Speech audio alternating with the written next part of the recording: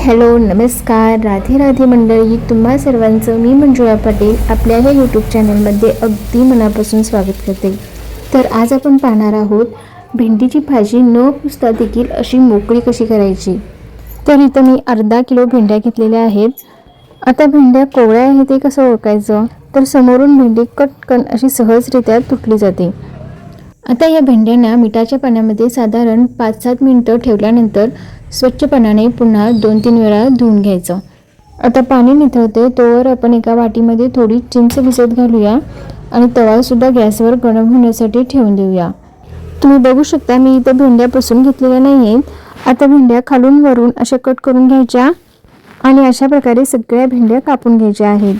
भेंड्या शक्यतो अशा हातामध्ये धरूनच कट करायच्या, त्यामुळे काय होतं की एखादी कीड वगैरे असेल ती सहजरित्या आपल्या नजरेखाली येते। आता गरम तव्यावर आपल्याला तेल घालून सगळ्या भेंड्या भाजून घ्यायच्या आहेत। भेंड्या भाजते एक गोष्ट लक्षात ठेवायची की तेल घातल्या लगेच भेंड्या हलवायच्या नाही। खालून थोड्या चांगल्या भाजल्या की 1-2-3 मिनिटांनंतर आतून परतून मग भाजून घ्यायच्या। असं केल्याने आपल्या भेंड्या अजिबात चिवट होणार नाहीत, न पुसता देखील त्या अशा छान मोकळ्या भाजल्या जातात। तर तुम्हाला तुमची हाडे हृदय निरोगी ठेवायचं असेल तर भेंडीची भाजी जरूर खा। आता या भाजून घेतलेल्या भेंड्या तुम्हाला ज्या कढईमध्ये फोडणी घालायची आहे त्या कढईमध्येच काढून घेऊया आणि राहिलेल्या भेंड्या पण त्या तव्यामध्येच मी भाजून घेते। जर भेंड्या जास्त असतील तर तुम्ही देखील अशा 2 वेळा करून थोड्या भाजून घेऊ शकता।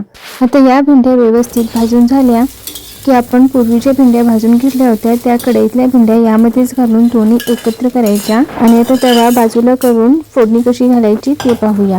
आता फोडणीसाठी आपल्याला कढईमध्ये थोडंसं तेल घालायचं आहे। भेंड्या भाजायसाठी पण आपण तेलाचाच वापर केला होता, म्हणून फोडणीमध्ये अगदी थोडंसं तेल घालायचं।